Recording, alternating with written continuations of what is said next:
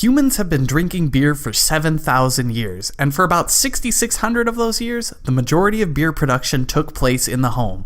Homebrewing has been a hallmark of civilization since the advent of villages and cities. However, today, only a small percentage of beer drinkers produce their own beer. In this part 1 of 2 about homebrewing, we'll go over a brief history of homebrewing, and in part 2, we'll cover modern homebrewing laws and regulations from around the world.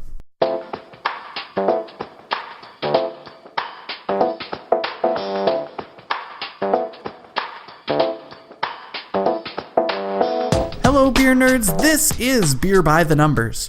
Homebrewing is a tradition that has been practiced throughout the centuries, but today it's more of an uncommon hobby for beer nerds. So today we're going to examine a brief history of homebrewing. Let's get started. Back about 7,000 years ago, the act of fermenting the first beers was done exclusively in the home, as there wasn't industrial scale anything yet. Beer brewing began in the Neolithic period in Mesopotamia, Egypt, and China.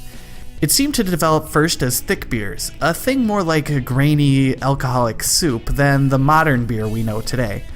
During this time, mead, fruit wines, and rice wines were also developed.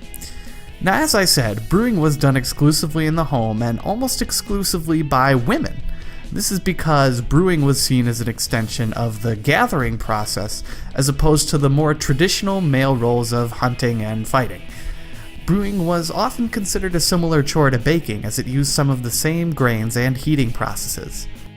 The Greeks and Romans primarily cultivated wine, but to a lesser extent they also brewed beer. As large and powerful families and estates formed in Europe, slaves became the primary homebrewers. However, the ladies of the house still directed and oversaw the fermentation processes. In China, by the Tang Dynasty, homebrewing was a common household chore for all classes in society. However, the poor had to make do with some poorly filtered mashes.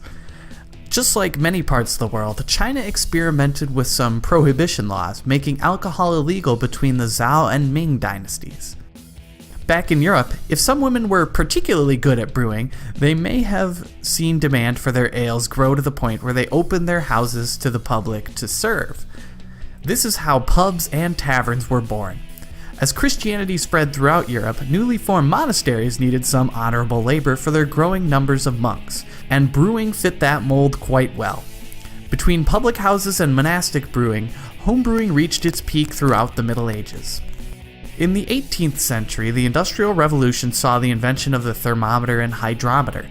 These tools increased the efficiency of the brewing process so much that industrial brewing became possible for the first time.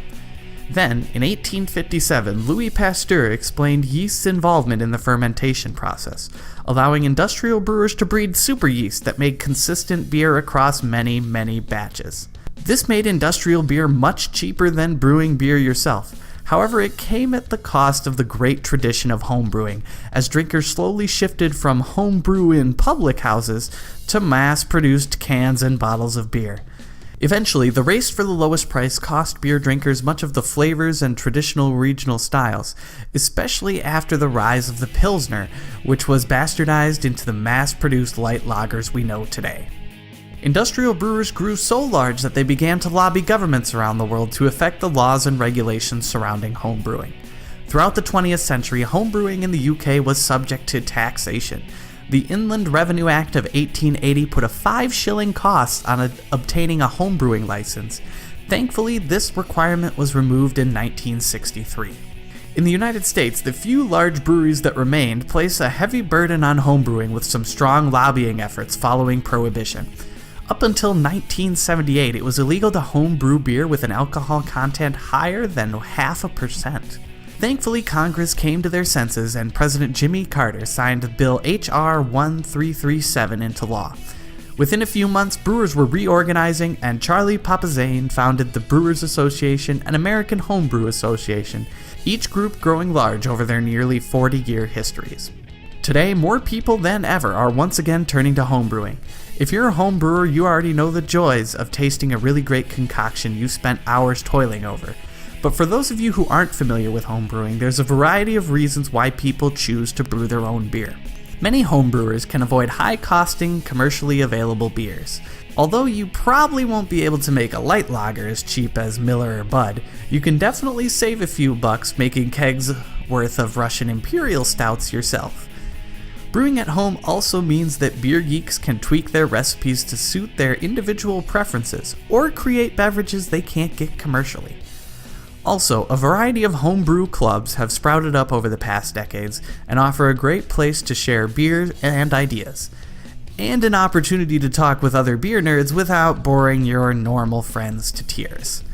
Maybe that's just a personal problem. Any way you look at it, home brewing has a long and storied history and has been with us since the beginning of civilization. As drinkers continue to care more and more about what they're drinking and developing finer preferences in beer, it looks like homebrewing will continue to boom in the 21st century. If you enjoyed this episode, please be sure to check back next week for part 2 on homebrewing, where we'll be examining modern homebrewing laws from around the world and also talking about technology's impact on homebrewing going forward. And as always, give this video a thumbs up and hit that subscribe button below. Stay curious, beer nerds, and as an old Czech proverb goes, a fine beer may be judged with only one sip, but it's better to be thoroughly sure.